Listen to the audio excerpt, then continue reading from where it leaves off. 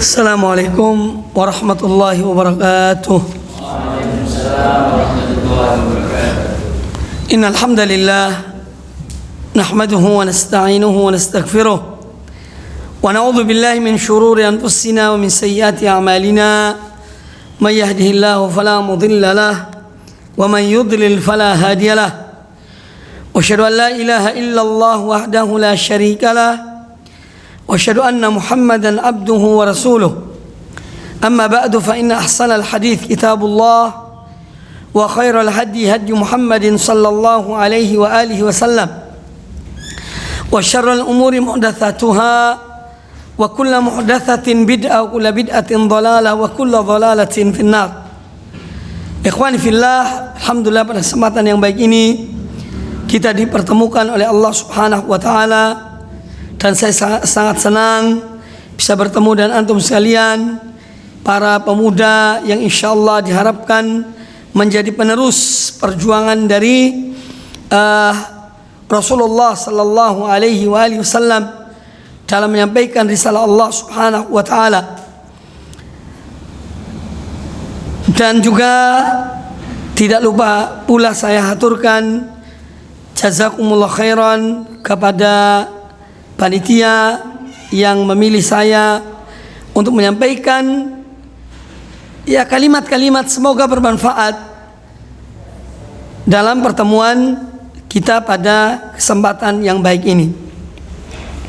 Tema yang akan kita sampaikan insyaallah tentang peran pemuda atau eksistensi pemuda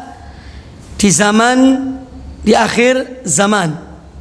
Satu contoh pemuda-pemuda yang telah eksis sampai akhir zaman adalah para ulama-ulama kaum muslimin. Itu contoh nyata. Al-Imam Al-Bukhari, Al-Imam Syafi'i, Al-Imam Ahmad bin Hanbal, dan yang lainnya ulama-ulama kaum muslimin yang mereka itu di masa muda mereka itu mereka manfaatkan umur mereka untuk ilmu, untuk Islam. Makanya mereka eksis, nama mereka, doa untuk mereka, dan yang lainnya sampai hari ini terus berkelanjutan. Dan ini contoh yang nyata. Nah, jadi kalau kita ingin menyebutkan tentang mereka, termasuk para sahabat Nabi SAW yang mereka di masa muda mereka beriman, ashabul kahfi innahum fityatun amanu bi rabbihim wa zidnahum huda, sungguhnya mereka adalah pemuda-pemuda yang beriman pada Allah, dan kami menambah mereka iman. Nah, ini semua menunjukkan mereka itu berbuat, beramal, berkreasi di saat mereka muda. Baik, ini sekedar mukaddimah. Jadi artinya supaya kita memahami bahwa eksistensi itu keberadaan, ketegaran pada suatu masa di akhir zaman itu tidak sekedar fisik kita, semangat kita, pengaruh kita, bahkan nama pun sampai tertera tertulis di dalam karya-karya, tulisan-tulisan para ulama.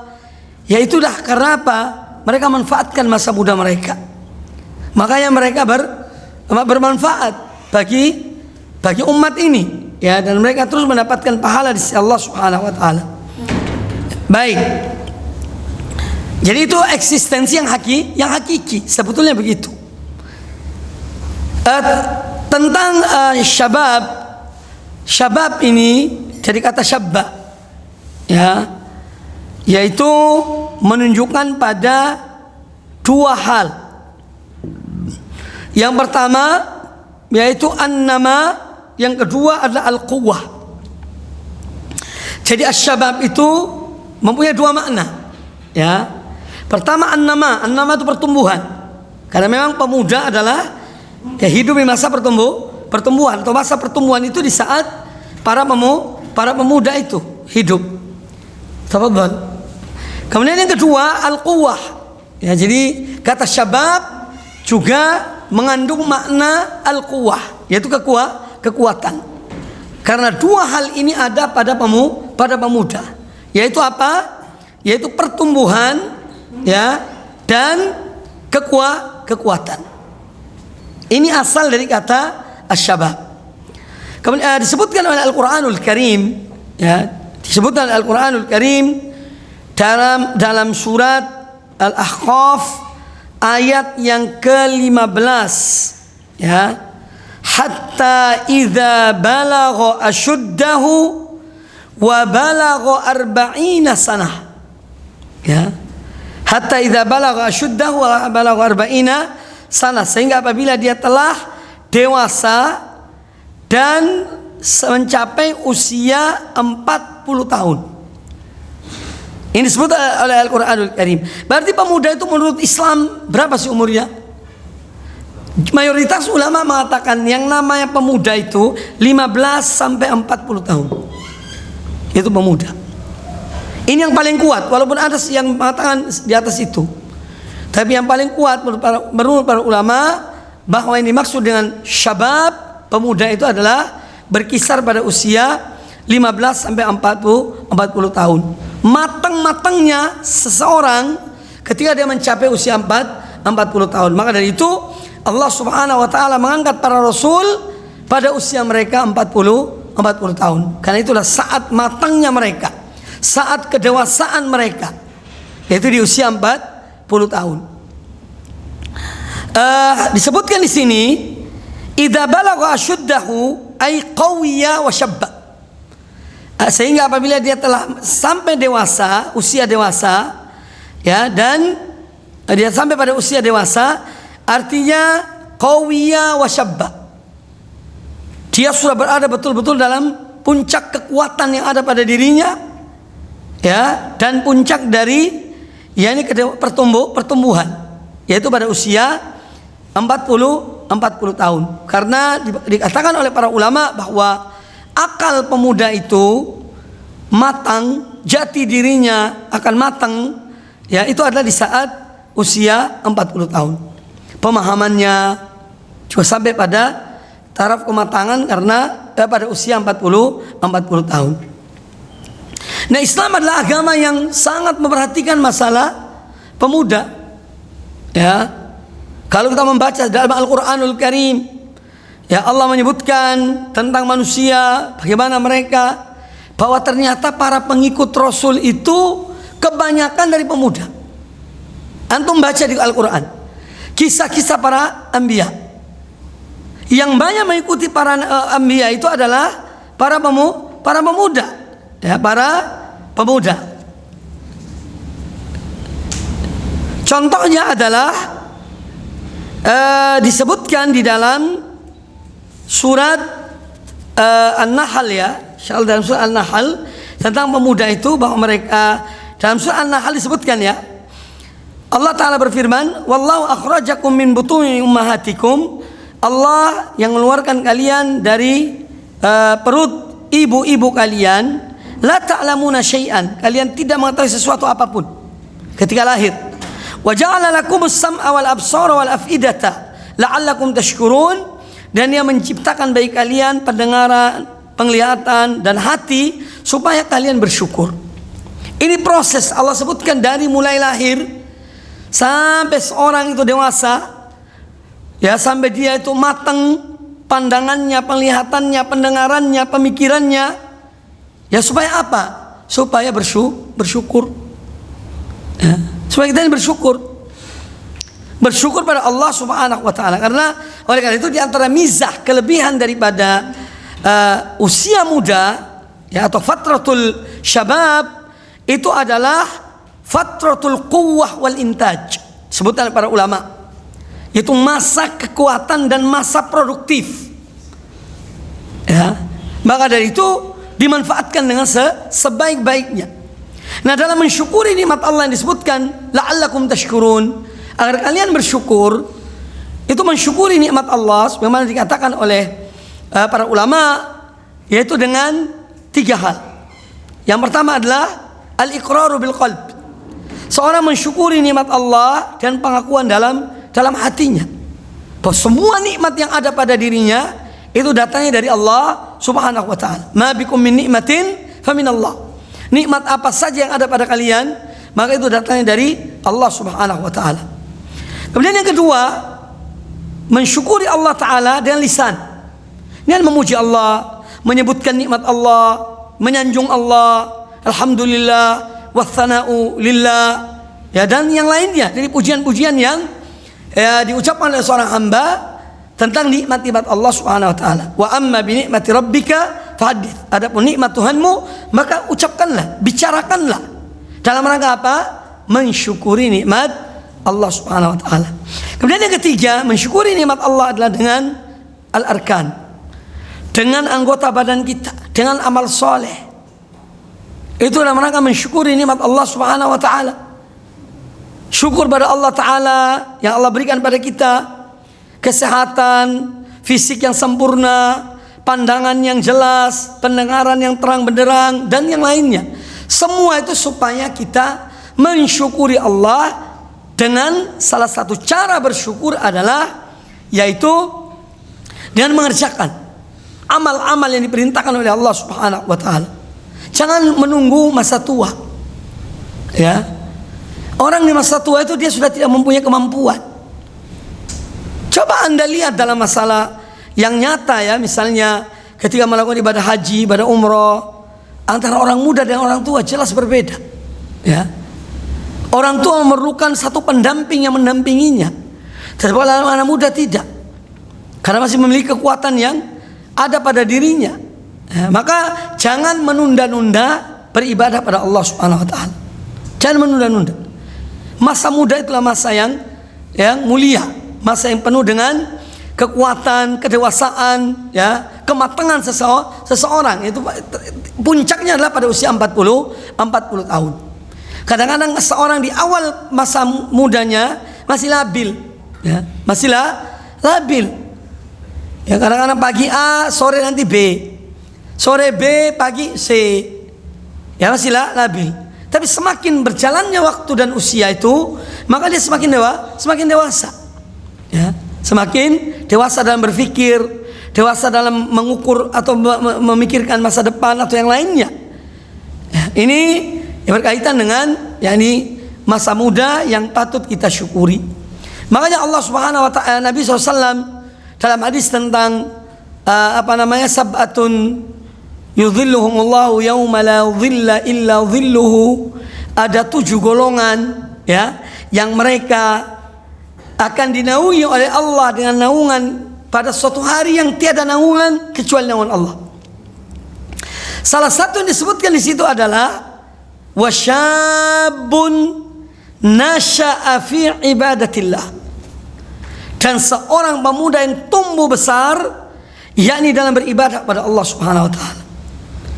Makanya kalau apalagi hidup di zaman seperti ini, kalau ada anak-anak muda yang masya Allah yang seperti itu luar biasa di zaman kita ini.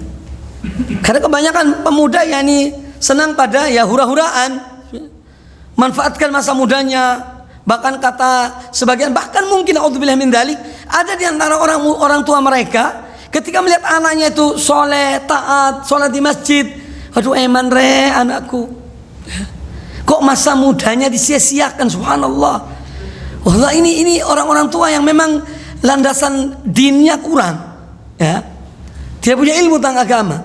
Lah semestinya seorang tua itu bersyukur melihat anaknya masya Allah, anaknya taat, anaknya sholat 5 waktu di masjid, datang ke kajian. Semestinya mensyukuri nikmat Allah, ya, bukan sebaliknya. Aku khawatir anakku ini nanti bahaya.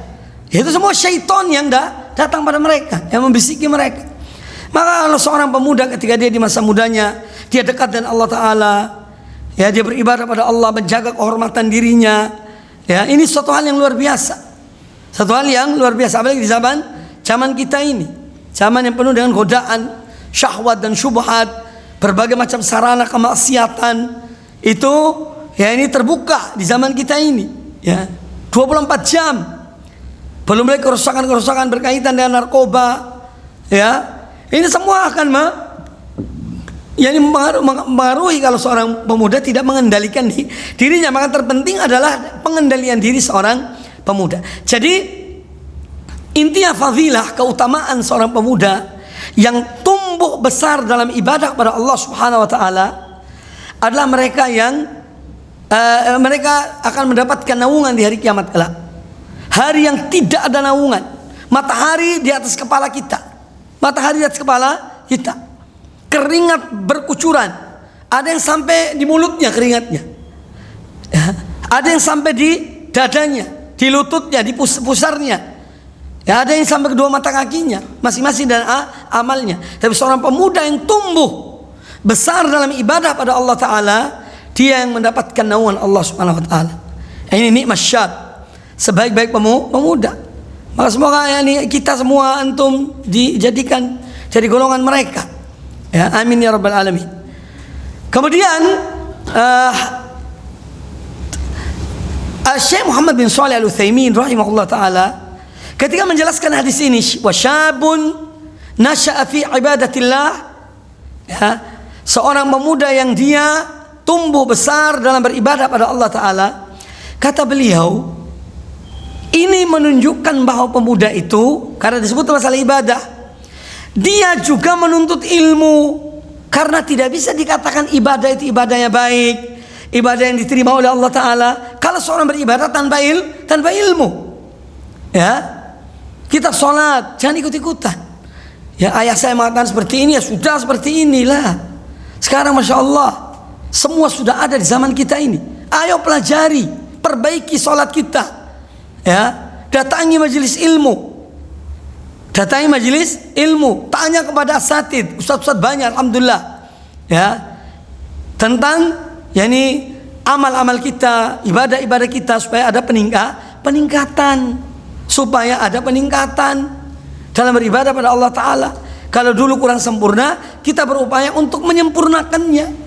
Tidak ada manusia yang lahir langsung sempurna, seorang beribadah langsung sempurna, kecuali dengan dia belajar.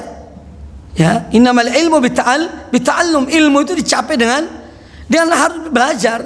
Tidak bisa seorang ilmu itu datang dengan sendirinya. Ya, lau annal ilma yudraku bil muna, ya ma baqiya 'alal ardi jahilu. Kata sebagian penyair, seandainya ilmu itu didapati dengan angan-angan, khoyal, duduk atau sesuatu ilmu, ya tidak ada orang jahil di muka bumi ini. Ma baqi ala wajhil ardi jahilu. Tidak akan tersisa di muka bumi ini orang yang bodoh. Karena ilmu itu dicapai dengan khoyal, duduk ataunya kayak orang taruh kertas tok masuk ilmunya. Ya. Jadi ilmu harus jangan pelajari. Kita datangi majelis ilmu, kita bertanya kepada ustadz, ya, atau mungkin seorang masuk di sekolah-sekolah agama, sekolah-sekolah Islam, pelajari agama yang benar. Ya. Nah itu makna dari ibadah, dia tumbuh dalam keadaan beribadah kepada Allah Subhanahu Wa Taala. Ya, tumbuh besar dan beribadah kepada Allah Taala. Kata Syekh beliau bahwa ini menunjukkan bahwa pemuda ini menuntut ilmu. Karena yang namanya ibadah itu harus dilandasi oleh ilmu. Ya. Harus dengan belajar. Tidak mungkin seorang beribadah pada Allah tanpa ilmu. Maka dengan belajar. An-Nabi SAW, beliau pernah sholat di atas mimbar, yakni di atas tempat yang agak tinggi. Kemudian beliau memberikan contoh pada para sahabat. Setelah sholat beliau mengatakan, "Shallu kama ra'aitumuni usalli." Sholatlah sebagaimana kalian melihat aku sholat. Ya. Itu Nabi SAW membimbing para pemuda yang datang ketika itu, ya, agar sholat sesuai dengan contoh yang diberikan oleh Nabi SAW. Maka kita ini dalam masalah sholat, sebagai contoh, jangan hanya menerima dari orang tua kita. Ayahku dulu begini sholatnya, aku harus mengikuti ayahku. Padahal bisa jadi keliru ayahnya itu dalam sholatnya. Maka harus memperbaiki. Yang terpenting adalah bagaimana kita memperbaiki untuk meningkatkan amal ibadah kita. Ikhwani fillah rahimani wa rahimakumullah. Kemudian Islam, sebagaimana saya katakan tadi, sangat memperhatikan masalah asyabab, yaitu pemuda, karena disebutkan, ya, bahwa Al-Quranul Karim memberitahukan para pemuda itu kebanyakan yang mengikuti para rasul. Nah, ini disebutkan dalam surat Yunus ayat yang ke-83. Surat Yunus ayat ke-83. Ya. Allah menceritakan tentang umat Nabi Musa. Ya, Allah menceritakan tentang umat Nabi Musa. Allah Ta'ala berfirman, "Fama amana li Musa illa dzurriyyatun min qaumihi." Maka tidaklah beriman kepada Musa kecuali anak keturunan dari kaumnya. Dzurriyyah di sini para ulama menyebutkan mereka adalah pemuda-pemuda. Mereka adalah pemuda. Karena kebanyakan orang tua itu biasanya sudah apa adanya. Hadza ma wajadna li aba'ana. Ini yang kami dapati dari orang tua kami. Ya, tapi kalau pemuda dia memiliki rasa apa? Ingin untuk mencari tahu sesuatu yang baru. Ya. Dia ingin. Maka Allah menyebutkan di sini tidak beriman kepada Musa alaihissalam kecuali dari keturunannya, ya, keturunan dari kaumnya, ala khaufin min Fir'aun, dalam keadaan takut pada Fir'aun. Mereka beriman dalam keadaan takut karena dipantau, ya, dimata-matai oleh Fir'aun dan bala tentaranya, wa malaihi.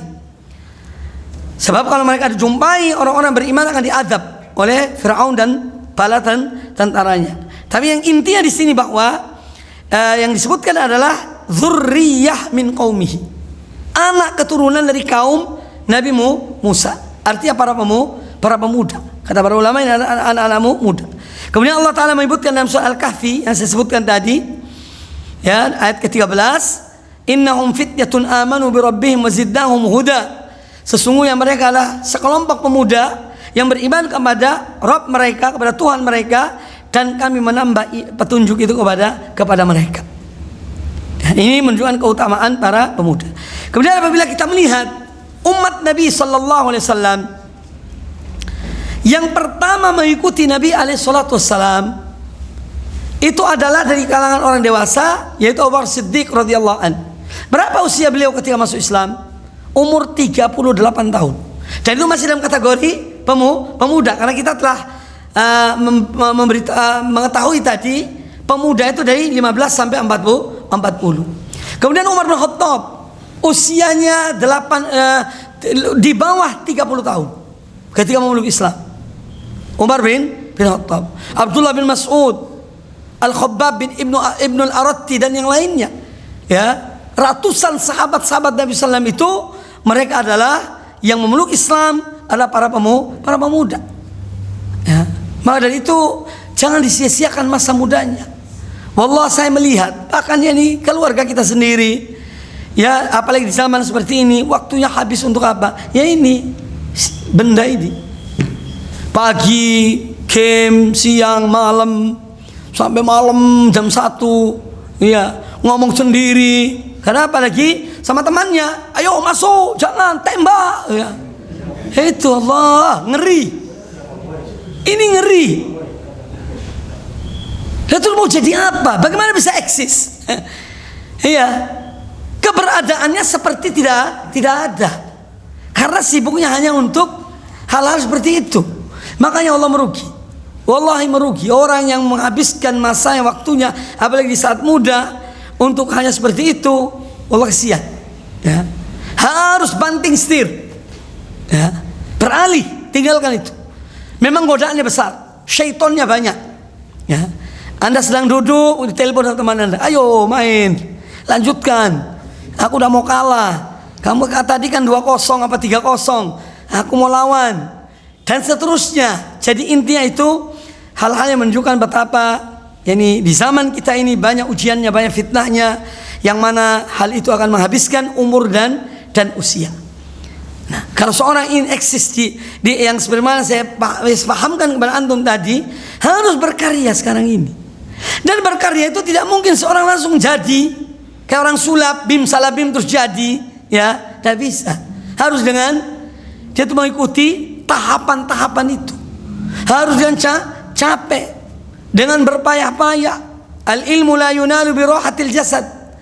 Ya, ilmu itu tidak bisa dicapai dengan fisik yang berleha-leha, bersantai-santai, tidak bisa. Ilmu dengan ta'ab, ya, dengan kesungguhan. Itu ilmu. Dan ini kesempatan mendapatkan ilmu. Kalian itu Tidak ada kemuliaan yang lebih dari kemuliaan yang dicapai dengan ilmu. Semua kemuliaan yang diperoleh, entah kekuasaan, itu sementara. Ya. Sementara. Turun jabatan selesai. Waktu dari jabatan semua orang respect. Begitu turun jawab pokon. Iya. Tapi orang berilmu hayyan wa mayyitan dimuliakan. Dunia akhirat dimuliakan. Dengan catatan apa? Ikhlas karena Allah. Ikhlas karena Allah Subhanahu wa taala. Dalam menuntut ilmu, dalam mempelajari ilmu harus dengan ikhlas. Nah, jadi intinya bahwa memang pemuda itu adalah ini masa yang untuk produktif. Dan produktif itu harus dengan ya tahapan-tahapan tadi itu. Makanya para ulama mengatakan khususnya bagi mereka menuntut ilmu di masa muda. Jadi masa muda itu masa nuntut ilmu. Perbanyak ilmu di masa muda. Nanti di masa sesudah masa muda itu masa untuk menulis, untuk berkarya. Ya, menulis. Makanya para ulama-ulama kaum muslimin ya, dari kalangan tabi'in, tabi'ut tabi'in, ya, imam-imam mazhab yang 4, kemudian imam-imam ahli hadis yang mereka dikenang sampai saat ini, sampai hari ini. Setiap hari kita dengar hadis mereka dibacakan, dijelaskan, diterangkan. Itu mereka semua keluar menuntut ilmu di saat mudanya mereka. Kebanyakan begitu. Walaupun ada satu dua mungkin yang sudah lebih dari itu. Ya maka jangan menyia-nyiakan masa muda kita ini. Walau penyesalan tidak ada gunanya. Dan sudah berlalu nyesal, kenapa dulu tidak begini, kenapa dulu tidak begini. Percuma. Ya. Tidak ada gunanya. Maka ini, dalam kesempatan yang baik ini saya ingin menyadarkan kita semuanya, ya, menumbuhkan kesadaran. Mumpung kalian masih muda, masya Allah, ya, masih sangat bisa untuk mengejar, ya, untuk mengejar.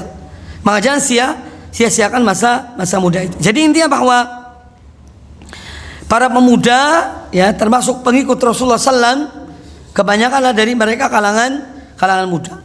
Kemudian juga bahwa asyabab dalam perjalanan sejarah manusia.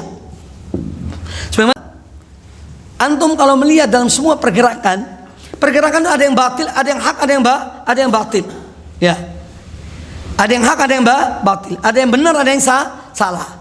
Cuma dalam semua gerakan-gerakan itu, ya, jika Anda melihat, memperhatikan, kebanyakan pengikutnya adalah anak-anak muda. Iya. Makanya kalau itu hal yang baik, mereka mendapatkan kebaikan. Tapi kalau pergerakan itu jelek, buruk, ya, maka mereka pun akan mengakibatkan keburukan. Ya, akan mengakibatkan keburukan. Kemudian ikhwani fillah rahimani wa rahimakumullah, An-Nabi alaihi wasallam mengingatkan kepada para pemuda juga, ya, untuk apa? Ya masyar syabab, ini sebutnya syabab, ya, man istata'a minkumul ba'a falyatazawwaj, siapa mampu menikah, menikahlah, dan seterusnya hadis itu. Yang belum menyebutlah syabab. Demikian pula para pemuda yang datang kepada Nabi SAW dari kalangan sahabat, bertanya tentang ibadah mereka, tentang ibadah Nabi SAW kepada istri atau sebagian dari istri Nabi alaihissalam. Kemudian diberitahukan bahwa Nabi SAW begini dan begitu. Lalu 3 orang itu mengatakan, adapun aku akan sholat terus di malam hari, tidak akan tidur. Yang satu mengatakan, aku akan puasa sepanjang hari, yakni tidak ada hari tanpa puasa. Yang satu mengatakan, aku tidak akan menikahi wanita, ya. Nah ini berbahaya. Ketika Nabi SAW mendengar berita itu, apalagi diucapkan oleh mereka para pemuda itu, maka Nabi SAW langsung mengumpulkan para sahabatnya, peringatkan mereka. Ucapan-ucapan mereka menyimpang.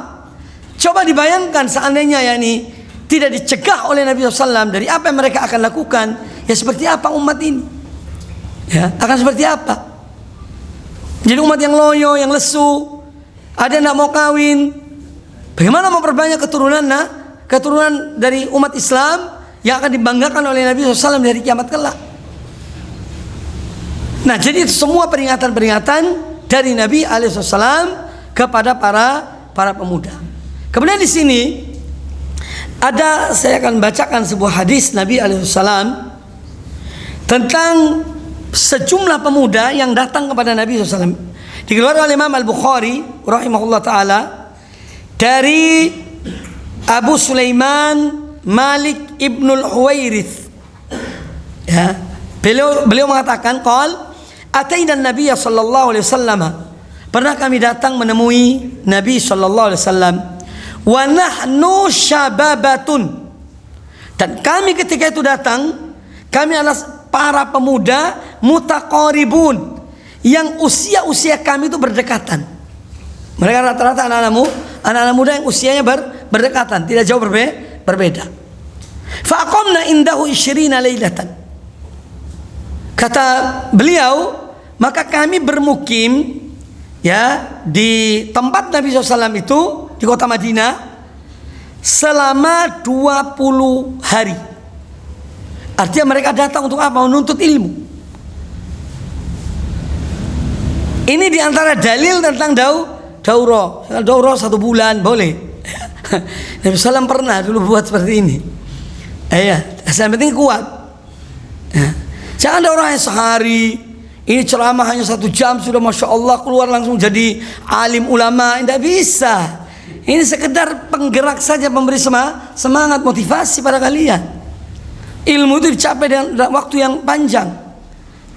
Prestasi dan kesungguhan dan waktu yang panjang. Jadi mereka para sahabat dulu bermukim di Nabi SAW sebanyak 20 malam. Fadhanna anna ishtaqna ahlana. Maka Nabi SAW yakin bahwa kami itu sudah rindu kepada keluarga kami. Nabi SAW bisa melihat.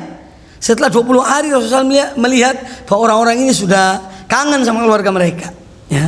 Wa sa'alana amman tarakna fi ahlina. Dan beliau menanyakan, ya apa keadaan orang-orang yang kalian tinggalkan?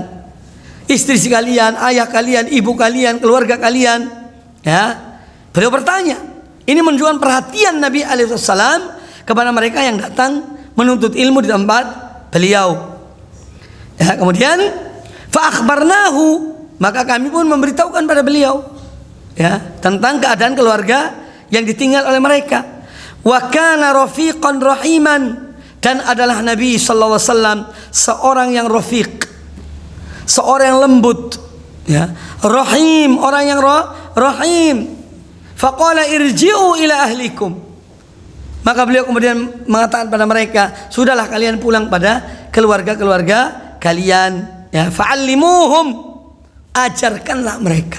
Ilmu yang dipelajari ini disuruh oleh Nabi SAW mengajarkan pada keluarga mereka ya, mengajarkan pada keluarga mereka. Fa'allimuhum wa muruhum wa sallu kama ra'aitumuni usalli, dan perintahlah mereka yakni kepada kebaikan, kepada ilmu, dan solatlah sebagaimana kalian melihat aku solat.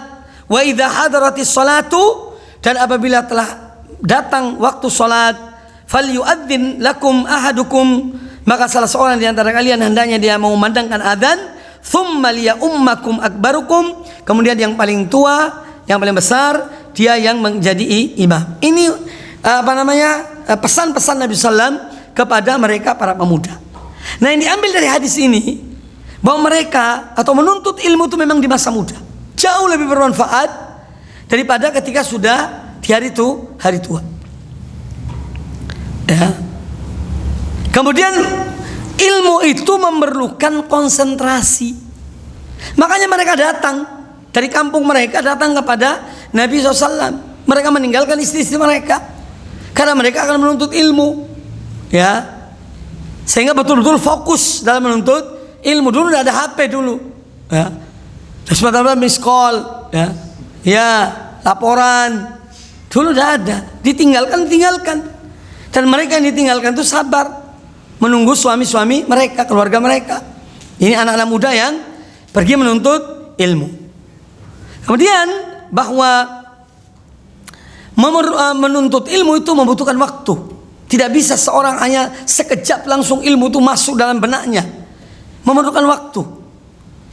Ya, antum ingin bagaimana Sholat Nabi SAW dan sholat sunnahnya misalnya harus duduk belajar, harus punya kitab apa yang dibaca. Ya. Sekarang kalian ya, kalau ingin berprestasi, melihat beberapa orang mereka maju dalam usahanya, dalam kerjaannya, kalian ingin mengikuti. Fulan masya Allah berhasil dalam niaganya, dalam bisnisnya. Aku ingin seperti dia. Pelajari bagaimana orangnya dahulu. Nah sekarang kita pun begitu. Kalau ingin mendapat ridho Allah, mendapat ilmu yang banyak, mendapat prestasi, yaitu harus kita juga mengikuti jalannya orang-orang yang telah diridhoi oleh Allah Subhanahu wa ta'ala. Ya. Jadi mempelajari tentang mereka, mengikuti jejaknya mereka. Itu caranya. Jadi keberadaan kita ya itu ibaratnya yang diinginkan dari keberadaan kita, eksistensi kita di akhir zaman itu, kalau saya lebih cenderung kepada apa yang telah kita perbuat. Ya.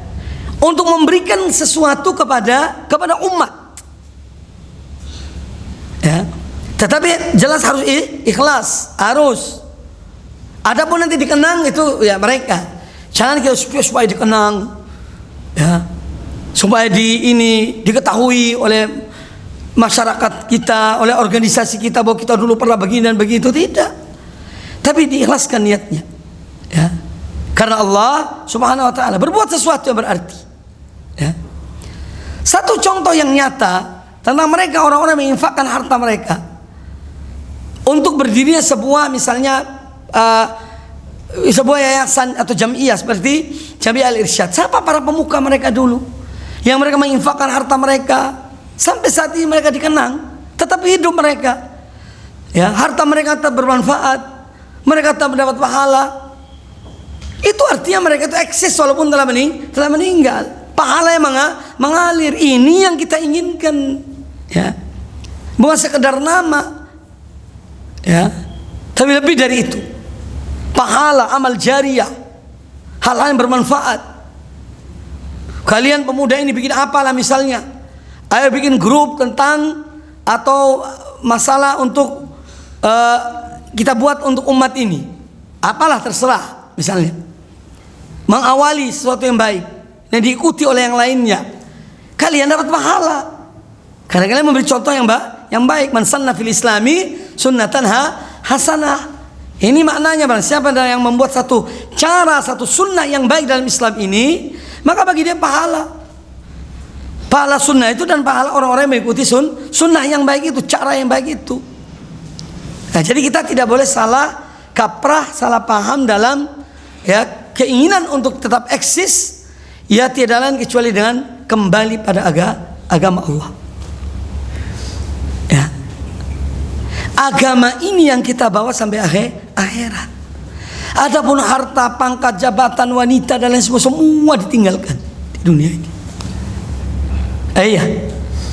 Ini harus disadari. Yang dibawalah yaitu apa yang kita amalkan, apa yang kita lakukan. Iman kita bawa ke akhirat. Amal ibadah kita yang bermanfaat bagi masyarakat. Ya. Khairun nasi anfa'uhum linnas. Kata Nabi sallallahu alaihi wasallam, sebaik-baik manusia orang yang paling bermanfaat bagi manusia bagi orang banyak. Ini harus kita memulai, ya. Kita kembangkan dengan kembali pada niat. Ininya tetap fokus pembicaraan malam ini. Harus ikhlas karena Allah Ta'ala. Kadang-kadang ada syaitan datang, bisikan-bisikan, minta dipuji, oh mereka masya Allah pemuda-pemuda itu yang diinginkan. Apalagi sekarang ada ini, ya, sebentar-sebentar di share, dimunculkan, distatuskan, iya, ya, iya. Begini harus lebih waspada. Kecuali hal itu bermanfaat, kita niat untuk mudah-mudahan bermanfaat bagi yang lainnya. Itu insya Allah tidak mengapa. Itu sesuai dengan niatnya orang ketika dia menyampaikan sesuatu di media. Tapi ingat, dalam masalah media ini yang harus kita ingat bahwa setiap apa yang kita share itu kalau itu jelek, ya, maka kita termasuk orang yang menolong kejelekan itu. Iya. Oleh karena itu kadang-kadang bahkan dalam banyak hal yang di-share itu harus stop pada kita. Jangan share lagi. Karena ini, kalau ini orang yang menerima bisa jadi orang yang baik atau orang yang buruk. Kalau orang yang baik mungkin dia bisa waspada dan lain sebagainya, dan kita tidak tahu. Tapi kalau orang ini orang yang tidak baik, ya, ini akan dosa itu mengalir. Kalau kita menyebarkan hal-hal yang buruk kepada umat, fitnah-fitnah, ya, dan yang lainnya, jadi hal-hal yang jelek. Oleh karena itu hati-hati betul di dalam kita menyebarkan apa yang kita sebarkan dalam sosmed yang kita hidup di zaman ini. Kemudian nanti saya sebentar lagi saya cukupkan. Mungkin ada yang ingin bertanya, silakan. Ya, karena besok insya Allah saya akan ke Makassar. Ya, oleh karena itu ini besok pagi masalahnya. Jadi saya tidak bisa memperpanjang. Ada wasiat Nabi SAW yang sangat patut. Ya, tidak hanya sekedar untuk para pemuda, tapi untuk umat ini. Beliau berwasiat kepada Abu Dzar Al-Ghifari radhiyallahu an. Yang ketika itu beliau adalah seorang pemuda. Kata beliau alaihissalam juga di sini beliau sampaikan kepada Mu'adz bin Jabal, ya, yaitu wasiat beliau, ittaqillaha haitsu ma kunta. Bertakwalah kamu kepada Allah dimanapun kamu berada. Ini wasiat yang sangat agung kepada para pemuda terutama, yang dia syahwatnya tinggi, ya, dan mudah terpengaruh. Nabi SAW mewasiatkan ittaqillaha haitsu ma kunta. Bertakwalah kamu kepada Allah dimanapun kamu berada. Ya, ini suatu penanaman, yakni akidah, keyakinan, wasiat yang sangat agung. Memerintahkan untuk bertakwa dimanapun seorang itu berada. Terutama yaitu pemuda yang labil, pemuda yang kadang-kadang mengikuti hawa nafsunya, mengikuti syahwatnya. Nah, ini supaya bertakwa pada Allah dimanapun anda berada. Kemudian wa'atbi sayyi'atal hasanata tamhuha. Kemudian mengikuti suatu perbuatan buruk dan berbuat baik. Kalau seorang berbuat jelek, berbuat buruk, berbuat baiklah, ya, supaya perbuatan baik itu menghapus perbuatan buruk tersebut. Ya. Tidak ada manusia yang luput dari dosa, kesalahan. Tapi yang terbaik adalah orang yang dia mengikuti perbuatan buruk itu dengan berbuat yang baik dan bertobat, istighfar, memperbanyak amal-amal soleh, supaya itu semua menghapus yang jelek itu, yang buruk itu. Kemudian yang ketiga, kata Nabi sallallahu alaihi wasallam, wa khaliqin nas bi khuluqin hasanin, dan gaulilah manusia dan akhlak yang mulia. Ya, ini juga penting. Akhlak itu semenjak kecil. Artinya seorang kalau dia terbiasa berakhlak semenjak kecil, insya Allah sampai dia besar, dewasa, sampai hari tuanya dia tetap berakhlak. Tetapi kalau dari kecil sudah kurang berakhlak, itu kebiasaan-kebiasaan itu akan terbawa sampai tua. Dan akhlak ini penting, ya. Akidah itu lebih penting, tapi jangan remehkan masalah akhlak, ya. Akidah kita tidak boleh kemudian menyuruh kita untuk berakhlak jelek, tidak. Tapi justru harus berakhlak mulia, ya. Karena akhlak ini pergaulan dengan interaksi dengan manusia, ya, dan manusia. Dan orang yang paling pantas, paling wajib kita berbuat baik adalah orang tua kita, yang melahirkan kita, yang memelihara kita. Maka jangan sampai ada anak muda yang kurang adab kepada orang tuanya. Wallah, jangan sampai, ya. Harus berakhlak mulia. Kemudian kepada keluarga, tetangga, dan kepada manusia secara umum. An-Nabi alaihissalam, tugas beliau diutus oleh Allah Subhanahu wa taala untuk apa? Untuk menyampaikan tauhid, untuk risalah tauhid. Menghilangkan, melenyapkan kesyirikan, memerangi semua jenis kesyirikan, dan menegakkan tauhid di muka bumi ini.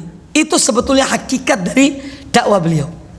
Tetapi beliau mengatakan dalam sebuah hadis yang diriwayatkan Imam Bukhari dalam kitabnya Al-Adabul Mufrad, dan Imam Al-Baihaqi dalam Sunan Al-Kubra, kata Nabi alaihissalam, innama bu'ithtu liutammima salihal akhlak.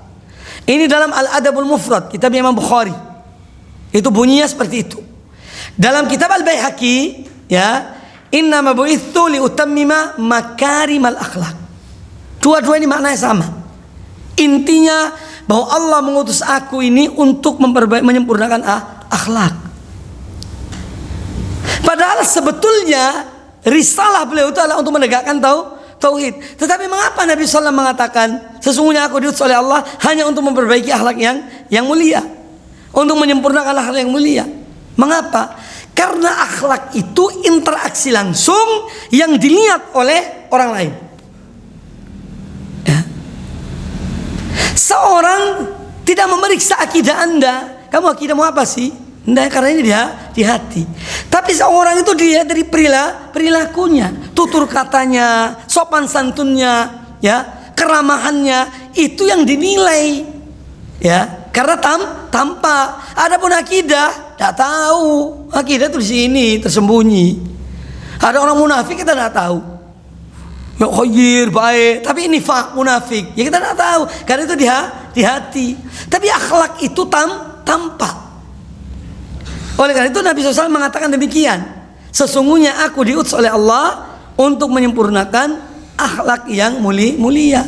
Karena akhlak itu sesuatu yang tampak. Dan antum dalam pergaulan sehari-hari, antum bisa lihat, bisa menilai. Ketika bertemu dengan seseorang, sudah ada kesannya orang itu. Pertama kali ketemu, oh orang ini kok gini ya. Dilihat dari apa? Apa dari hatinya? Dari akidahnya? Tidak. Dilihat dari perilakunya.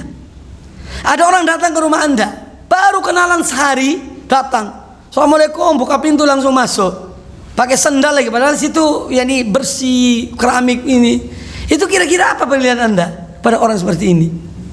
Nah, makanya jadi perilaku itu karena dilihat. Oleh karena itu sempurnakanlah yang dilihat itu. Ya. Ada masalah akidah, jelas itu jelas. Pentingnya itu jelas, tidak bisa dipungkiri. Tapi itu tidak kelihatan itu di dalam.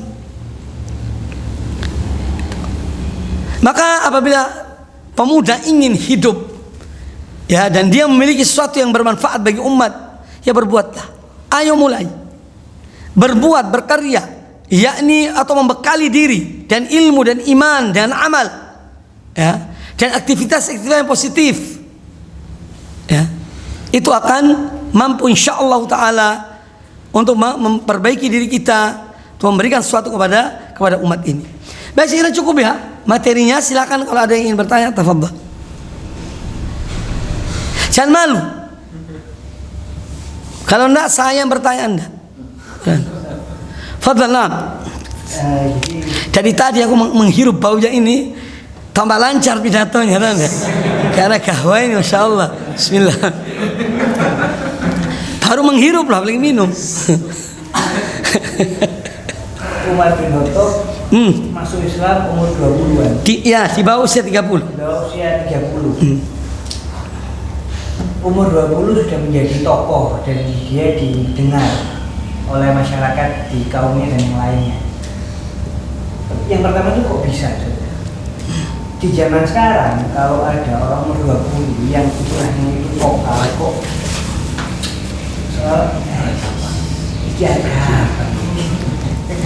apakah zamannya atau apa yang dilakukan? Iya. Memang itu juga karena faktor zaman, betul ya. Karena apa? Setiap zaman itu melahirkan manusia yang memang sesuai dengan zaman itu. Ya. Zamannya Rasulullah, para sahabat melahirkan manusia-manusia seperti itu. Ya. Zamannya kita ini mungkin orang yang melempem, orang yang lemah, orang yang ya karena memang zamannya seperti itu. Jadi ada pengaruh dengan faktor perubahan zaman. Karena beliau misalnya Umar bin Khattab, ya, dan itu ada tuntutan dari zaman mereka dulu. Mereka harus menjadi seorang pemberani, seorang yang jujur, seorang yang bisa menjaga diri mereka, menjaga kehormatan keluarga mereka, anak-anak mereka. Maka itu semua maka terbentuk dengan keadaan itu tadi. Ya, terbentuk dengan keadaan itu. Dan memang Allah persiapkan orang-orang ini nanti akan menolong agama Rasulullah SAW. Memang disiapkan oleh Allah Subhanahu wa Ta'ala. Nah, kita sekarang misalnya seperti apa yang disebutkan tadi, ya mau tidak mau sabarlah, sudahlah. Tapi ada hal-hal yang perlu kita tegaskan, tidak apa-apa ditegaskan, sampaikan. Jangan langsung begitu ada orang negur langsung down, ya juga salah. Ya, tidak. Ya, tapi ucapkan, perbuatlah yang bermanfaat itu. Tak usah dengar omongan manusia, ya. Karena omongan orang itu tidak akan habis. Kamu berbuat apapun akan dibicarakan oleh manusia. Oleh karena itu sudah, selama itu baik, selama itu hak, ya kita lakukan. Tak usah banyak mendengar komentar, ya, orang-orang, sudah biarkan. Jangankan kita manusia, Allah Ta'ala dicela sama hambanya. Innallaha faqirun wa nahnu aghnia. Allah itu miskin, kami kaya, orang Yahudi. Allah punya anak, Allah punya istri. Jadi kalau Allah Rabbul Alamin dicela, ya apalagi manusia seperti kita. Kemudian para anbiya, para rasul juga begitu. Mereka diomongi. Ya apalagi kita sebagai manusia biasa. Makanya jangan sampai patah semangat gara-gara omongan manusia. Itu salah juga menurut saya. Biarkan. Ya. Alqi kalimatak wamshi. Kata Taqiyuddin Al-Hilali rahimahullah taala. Ya. Sampaikan ucapanmu lalu wamshi, itu jalan. Dah. Kalimat sampaikan ini bisa jadi akan menjadi sesuatu yang besar. Itu maksudnya. Jadi kamu tidak usah dengar ini. Sampaikan apa yang Anda ingin sampaikan. Alqi kalimatak wamshi. Ya, itu ucapan beliau yang terkenal, ya, rahimahullah taala. Nah, yang lain silakan.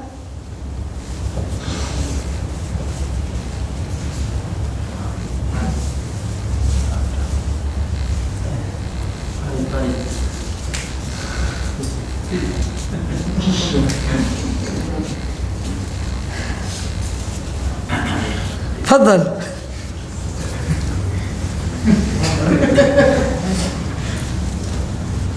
Mana si Fathi?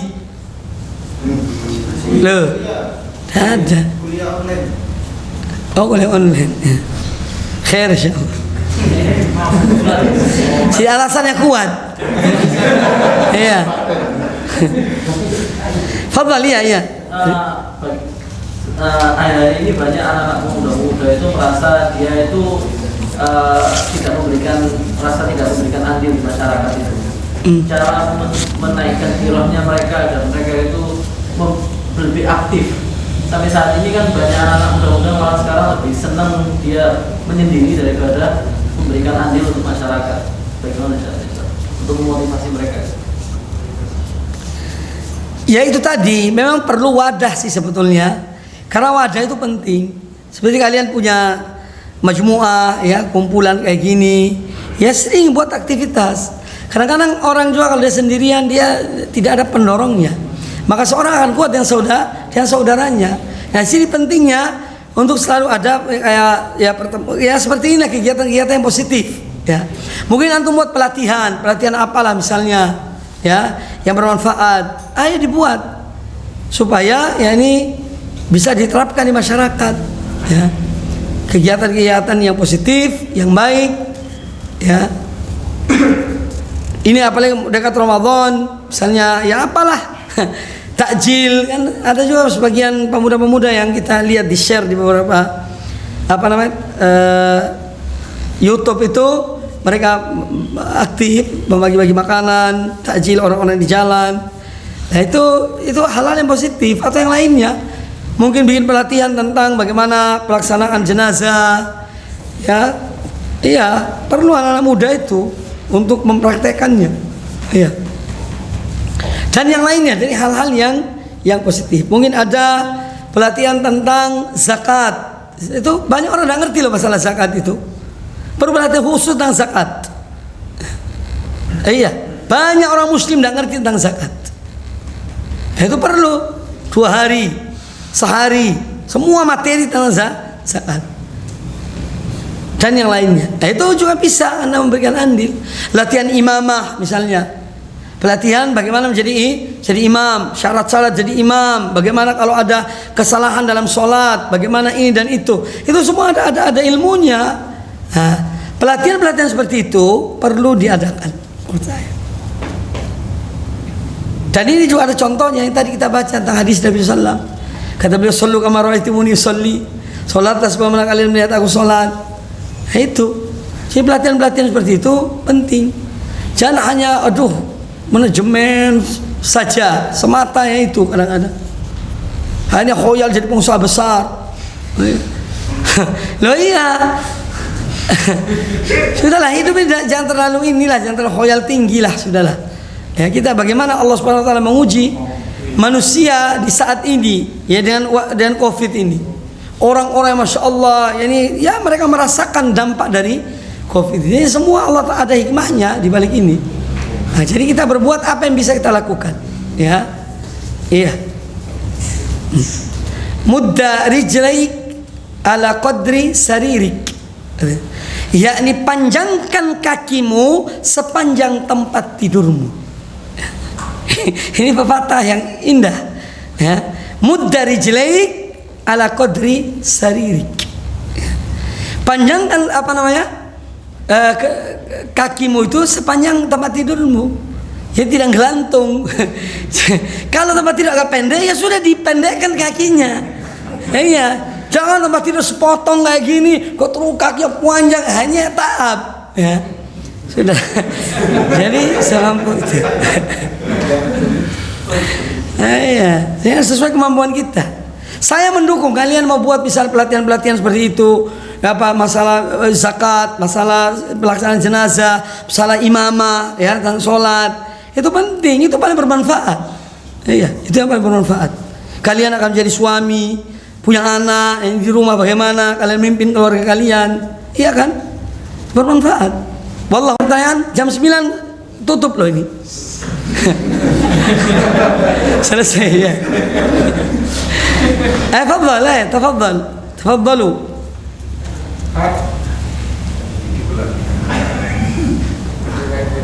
Baik, saya ingin bertanya sekarang. Siapa nama Anda? Mas bukan tak? Sama nama? Rayyan. Siapa? Rayyan. Apa pelajaran yang kamu ambil dari ceramah saya ini? Sebut 3 poin saja. 3 poin, tak banyak. Kalau 30 baru banyak. 3.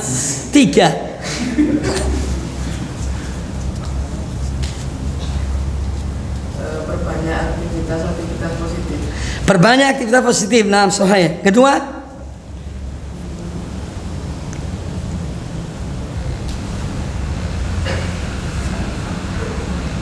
Baik, yang kedua, yang lain. Siapa? Yang muda-muda. Man. Siapa bilang tat? Akhlak. Tentang akhlak, betul. Memperbaiki akhlak yang mulia. Ya. Ketiga.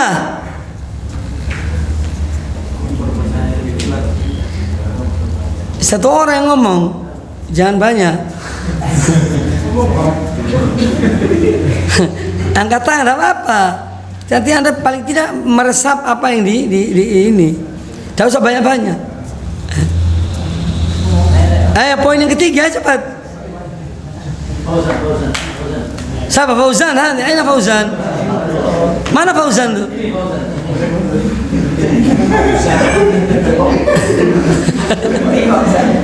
Fadhal.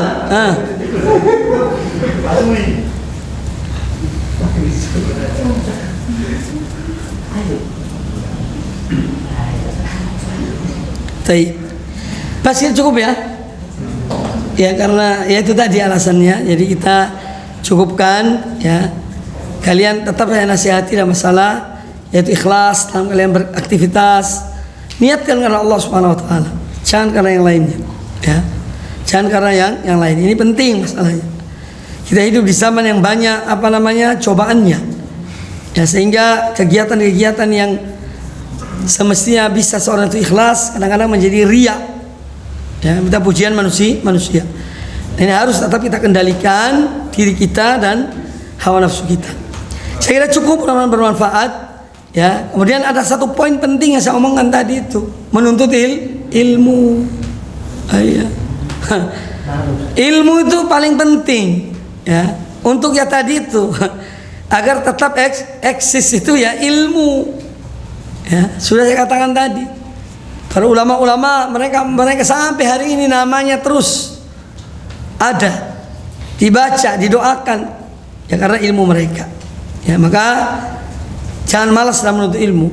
Sekarang ini banyak ikuti kajian, ya, ikuti apa namanya ya, kegiatan-kegiatan ilmuwan, termasuk bertanya pada asatid yang kalian tidak mengetahui, tanyakan pada ustadz, ya. Baik, saya kira cukup, mudah-mudahan bermanfaat. Wa jazakumullahu khairan. Aqulu qouli hadza subhanallahi wa bihamdika asyhadu an la ilaha illa anta astaghfiruka wa atubu ilaik. Wa sallallahu wasallam wa baraka ala nabiyyina wa ala alihi ajma'in. Assalamualaikum warahmatullahi wabarakatuh.